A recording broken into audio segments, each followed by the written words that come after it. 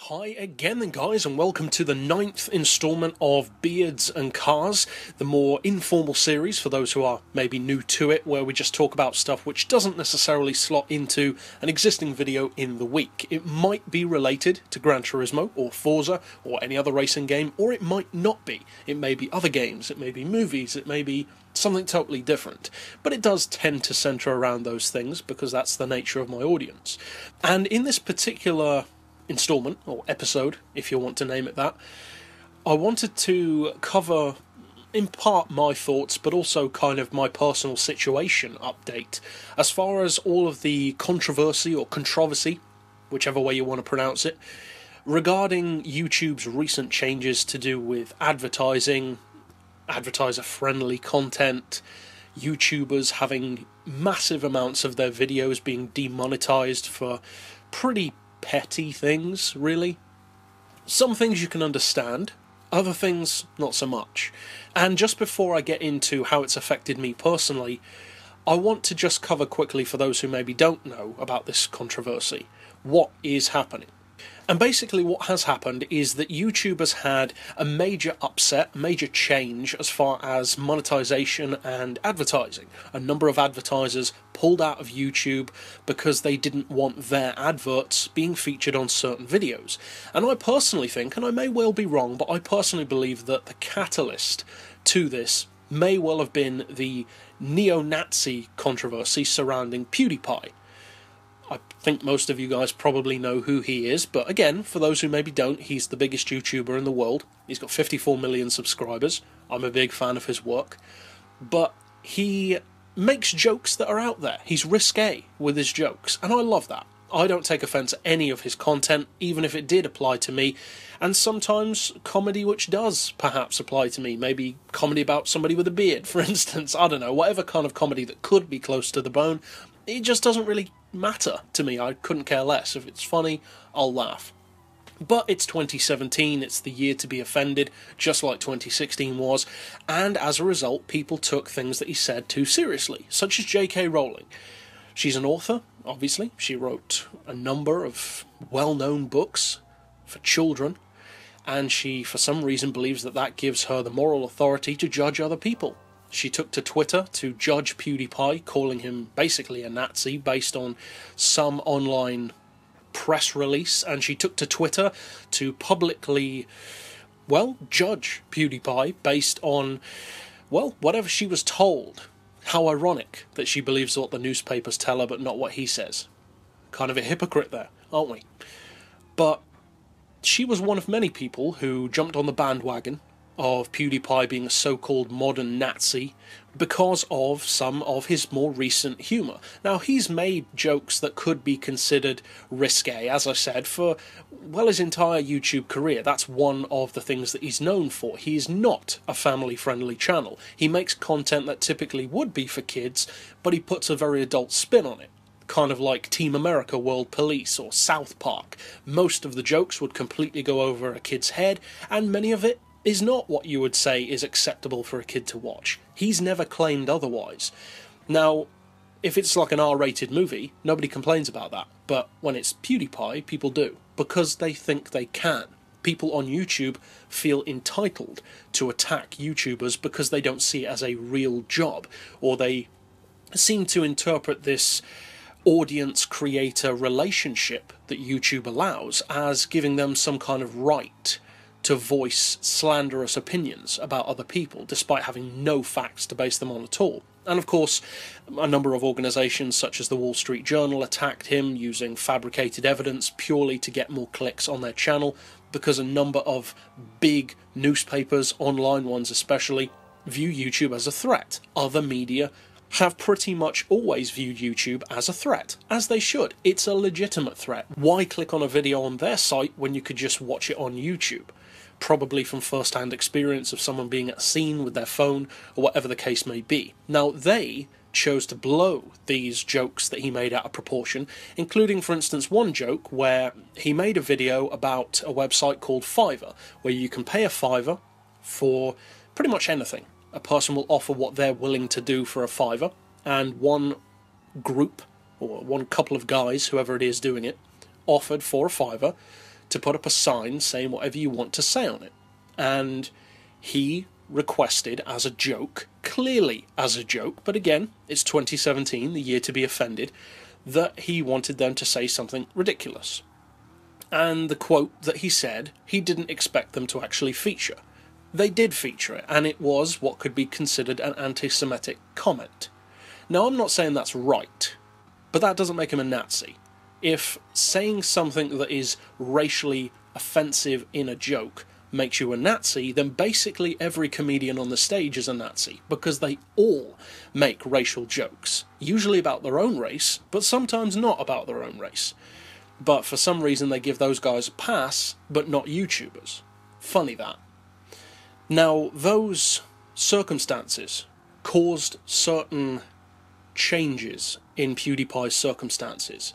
He had a partnership with Disney, which fell through because of it, and that's the power that these publications such as the Wall Street Journal have. They find out who you're working with, and then they seek out those organizations, the bigger, the better, and they dog and bully them into withdrawing their connections with the creator due to some fabricated guilt over something which is totally blown out of proportion. He's clearly not a Nazi. Anyone who thinks he is quite frankly a retard. So take that as a quote. Now, they did that, and that caused his situation to change, but I believe that that was a catalyst, because being the biggest YouTuber in the world has massive ripple effects, and if it happens with him, well then other brands start to think, well, what if that happens with us? We don't want that kind of negative press, and from a business standpoint, that's totally understandable. You can't blame the businesses for that. It's unfortunate, and it's totally the fault of the publications such as the Wall Street Journal. But regardless of whose fault it is, the fact is you can understand where the businesses themselves are coming from, not wanting to be in this firestorm that's going on at the moment. And as a result, many of those businesses withdrew their advertising from YouTube. And I can perfectly understand that, because my channel has always been totally family friendly. Everything I produce is designed to be as watchable to everyone as possible. Now, there are one or two exceptions, but those exceptions are so obvious that anyone who clicks on them already knows and cannot say that they don't know that that is not kid-friendly. For instance, I did a playthrough series, which I never actually finished, for John Carpenter's The Thing on the PlayStation 2. That is quite clearly not a kid's game, so if you click on that, you can't say you weren't warned. Apart from things like that, in other words, the vast majority of my other content, be it Gran Turismo, Forza, basically racing games in general, with a couple of exceptions, but not many, that's totally family friendly. There's really nothing to get offended about there, unless you're a fanboy of one game, but obviously that doesn't really have huge implications for advertisers. And as a result, I've got like 2,500 videos basically that are public on the channel, and I only had monetization removed from, I think it was 3 of them. And I also have a second channel. Some of you guys don't know that, but I relatively recently, it's about a year ago now, set up a second channel called Sledgehammer Movies to do movie reviews, because as well as cars, I also really love movies. That channel also had a couple of instances where videos were demonetized there. And in relation to the size of the channel, it happened more on that channel. But again, that's understandable, because some of the videos that I was doing, reviews for movies that involve, for instance, Nazis, like a 2016 movie called Green Room, where there are neo-Nazis in the film, that video got demonetized because it was included in the video description. That's understandable, but still wrong, because reviewing a movie is clearly not anti-Semitic, it's what the movie is. And if you watch the film itself, there's barely any mention of Nazis or barely any Nazi imagery at all, but the fact that it includes that affected the video. That's understandable. Advertisers don't want to be associated with that kind of stuff. On this channel, it was a bit more weird, because I had 3 videos in quick succession get demonetized, and they all included Mitsubishi Pajero in the title, which is so weird. I mean, what is offensive about Mitsubishi Pajero? But whatever. Those 3 videos were demonetized. One was a Goodwood video, and I think the other 2 were my reviews for both of them in Heavy Hitters, the SUV series. That's fair enough. I contacted YouTube, they got them remonetized for me, problem solved, and it hasn't happened since that I'm aware of on this channel. So for me, that's pretty incredible. To have a channel with 2,500 videos and only have 3 of them get demonetized, that's pretty impressive. There are other guys who have had so much of their channel demonetized. YouTube has really hit hard on certain genres. PewDiePie has lost massive amounts of videos in terms of monetization. And say what you will about how much you do or don't think he earns, people don't have a right to dictate how much he earns. That is what he earns. It's not a moral issue. You don't hear people complaining about how much movie stars earn. There's no difference. You may think that being a YouTuber is different to a movie star. It's quite frankly not. Both are the entertainment business. Both are paid to entertain. By definition, a YouTuber is an actor. And yet people don't complain about how Robert Downey Jr. gets 40 million for being in Avengers, but people hop on a bandwagon because they think PewDiePie might be earning 4 million a year. I mean, really? Hypocritical much? But that aside, even if he was earning that much, he isn't now, nowhere near that. Other channels who aren't as big, but channels who I'm also a fan of, such as Rob Dyke, for instance. He does a lot of horror content and true crime, and he has been hit very hard. He is losing money on every video he makes. Now I'm in a position where that hasn't happened to me because of the content that I produce. And you could say, well, just don't swear in your videos. It's really not as simple as that, because the system is not only not effective at the moment in the videos that it's targeting, but also even when it is effective, according to YouTube's very strange standards, it's attacking videos which are not offensive. For instance, Rob Dyke does a series about real-life serial killers, giving you their background, what they did, what prison they ended up in, all that kind of stuff. That is not offensive material. It's no more offensive than the news each evening, or Criminal Minds on whatever streaming platform you watch that. It's no different to any murder or crime TV show, and yet on YouTube, everyone's having a hissy fit and saying, oh no, can't demonetize that because it's got murder in the title. What a mess. It's a total mess at the moment. It's a joke, in fact. And ultimately, the problem is, publications like the Wall Street Journal have got exactly what they wanted. They've caused a massive upset, which is affecting the way that YouTube works. And it is categorically causing big YouTubers to struggle. So it's got the desired result. And that's a shame, because nothing will come back on their heads for it, because they haven't technically done anything which anyone's going to take them to court for. I mean, slander, that's about the best you've got. Who's going to take them to court about that? So overall, it's an absolute mess. The whole situation is, and I'm very fortunate, and I'm sure other YouTubers are as well, who also do content similar to mine, not necessarily for gaming, but other things as well. For instance, my personal favourite YouTubers are Rhett and Link. I love all of their content, and they might have had 1 or 2 videos get demonetized, but I should imagine most of their content has been okay. Good Mythical Morning, for instance. Most of their content is 100% family friendly, and although they do slip some innuendo in here or there, for the most part, by YouTube standards especially, it's very tame, very watchable, all ages can watch it. So I should think that they're probably doing okay. Now, I don't know if the changes are making it better for channels like mine, getting my videos, for instance, to be higher on the result page, stuff like that. I don't know. It's hard to tell, because with Gran Turismo Sport coming out, I've had a huge surge in the channel recently, so again, it's impossible to say really, but I should imagine it probably does benefit those channels like mine who are 100% family friendly. And although that is a blessing to be in that scenario, it's still not a nice scenario to be in, because just because I'm doing well, that's not a good thing. You need YouTube to be doing well.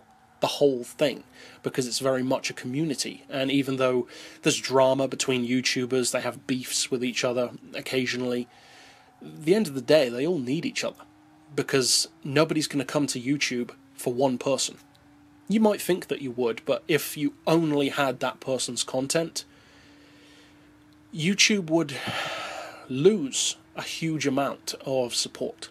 If YouTube just ended up being about 10 people producing all content, you're going to lose such a massive amount of the audience that doesn't have any interest in those subjects. For instance, if someone has no interest in gaming, for instance, they've just lost interest in like half of YouTube. That means that they have no interest in any of that stuff. And it may even be more than half of YouTube that's spent on gaming. It is a totally oversaturated market. I'm still in it because I have my own little niche and my own little cutout within that. Because although there are lots of gamers, there aren't as many racing gamers in comparison to that. There are some. There's AR12 Gaming for Forza. He's one of the biggest channels I can think of. But in general, it's kind of a niched market still, the racing game aspect. There's a lot of small channels, but not a lot of big ones, whereas gaming in general, you've got loads of huge YouTubers out there, and I'm sure you can think of some. But overall, the situation is really sad. Hopefully it'll get sorted out, but probably not anytime soon, because YouTube brought in this whole new algorithm, which is trying to determine whether or not videos are family-friendly. I mean, who gave them the moral right to decide what's family-friendly? But hey, they reserve the right to demonetize any video, and that is a clause in the agreement that you have on the site, that they can demonetize your video, really without any reason. So it's a flawed system to say the least, and I know that there are many YouTubers who are a lot angrier about it than I am, because again, it hasn't affected me too badly. But other guys like Rob Dyke, he's put out a lot of content to do with it, and doubtless many others have as well. PewDiePie has also, but his is kind of more light-hearted. He doesn't tend to get too serious about it, not on the YouTube side of things anyway. But yeah, that's my theory about it anyway. I personally feel that PewDiePie and the whole controversy surrounding him probably was the catalyst for the rest of this happening. And of course, even with the advertisers that did pull out, there was even more controversy after that from brands like Pepsi. Of course, what a mess that was. They withdrew their advertising from YouTube, and then they made their own advert featuring whichever member of the plastic family it was in that advert, and caused huge outcry. Understandably so, the advert is an insult. But it's so ironic that they withdrew and then did that. And I'm sure they're not the only brand to do stuff like that, but the timing was comedically perfect that they withdrew because of that very thing which they went on to do. So overall, it's not something which affects viewers directly, although it very quickly does. Initially you'd think, well, surely that's just a problem for the creator to deal with. And most problems on YouTube don't tend to trickle down to the audience. The audience is shielded from a lot of that, such as background beef or issues in a creator's life, for instance. Vloggers are known for having a hard time behind the camera, trying to stay positive. Some of them have broken up relationships because of it. But the audience doesn't generally know that, which is why when videos about it come out, they explode. They go super viral. But most of those problems, for the most part at least, can be kept behind the camera. It's a need-to-know basis, and that kind of negativity doesn't need to be in the audience. After all, you're here to be entertained, be it gaming, be it a morning show, be it movies, be it whatever. You're there to be entertained. That's the main purpose of YouTube. And basically, if you think about it, every single video on YouTube is about entertainment. It all comes back to entertainment. Even the news is entertainment. That's the way it's geared, to keep interest, by definition, to make it entertaining. Now, the way that this current fiasco is affecting the audience much more directly than most other issues would be, is that by having a creator, or putting a creator in a position where they are making maybe half of their income or less, which for me isn't an issue because I don't earn my income from YouTube. It's pocket money compared to just a normal job at the moment. It's only when you get a much bigger channel that it becomes a more serious thing, especially if that's your only livelihood. Once you get to that point, imagine that, for instance, you had a job doing whatever, and then suddenly one day you went in and got told that you're getting paid half what you were now, for no reason, or no legitimate reason. Imagine how that would feel, and how difficult it would be to continue your situation in life, be it paying bills, or just buying stuff that you want or need. It would become instantly, by definition, twice as difficult if you've lost half of it. Some YouTubers have lost half of their channel's monetization. Some have undoubtedly lost even more. And that's why you're seeing more and more YouTubers doing live streams, because they can earn alternative incomes from that with live supporters, if you will, doing donations. Kind of like Patreon, but a more direct Patreon, where you're actually watching it while you donate. And I've had someone ask me on my other channel, Sledgehammer Movies, do I have a Patreon? And I've never had a Patreon, and to be honest, I don't plan to have a Patreon, because I know that some of you guys would donate to me. I've had offers for money in the past, and I really appreciate that. But it's not the money that I appreciate. It's the offer. It's the thought that you value my content enough that you would like to support that. That is what means the most. But at the same time, I don't plan to have a Patreon, not because I don't think it would work, but because it seems so weird to me to almost beg for money, when at the end of the day, they're just videos. Yes, they cost, but only if your situation dictates that they cost. For instance, Rob Dyke spends $300 making every video on his channel. And I totally respect that, because he's got to pay artists, editors, all that kind of stuff. And most big YouTubers, even ones who may seem like a solo mission, like PewDiePie, they all have guys behind the scenes working with them, editors, all that kind of stuff. And I don't doubt, once my channel gets to a certain size, I'll probably have to do that as well, if, of course, the channel does get to that size. But at the moment, I don't have any help at all. I do everything myself. And I like it that way. I don't need to rely on anyone. I don't need to pay anyone. Apart from the fact that I couldn't afford to pay someone else as well, but I just don't need to right now. For other people, like Rob Dyke, paying out for all of these people who are helping him, he's losing money on every video. And that's a really bad situation to be in. That's like, again, going to work and instead of getting paid, you're paying to be there. That is such a bad situation to be in. And that is where the trickle effect from creator down to audience, as far as problems go, becomes much, much more obvious. Because usually a creator would be able to iron out their problems and still give you the content that you want. But this problem is affecting them in such a drastic way that it is severely reducing the amount of content that many channels are producing. And you may think, well, yeah, it's those channels that are risque. But no, not necessarily. Channels which aren't doing anything wrong are still being affected by it just because of the wording that they may have used in a particular video. So overall, it's, well, as I said before, it's a total mess. YouTube, for such a massive company, acts in such a naive way sometimes, and it's so weird. Because that's just not how you run a business, especially not one which has been around for as long as YouTube has. You'd think they'd know what they were doing by now, but they clearly don't. Or at least somebody down the line doesn't. But overall, that's it for, I guess, kind of a rant from me, my thoughts on it, how it's affecting me. And so I'll see you guys next time. But for now, as always, thanks for watching.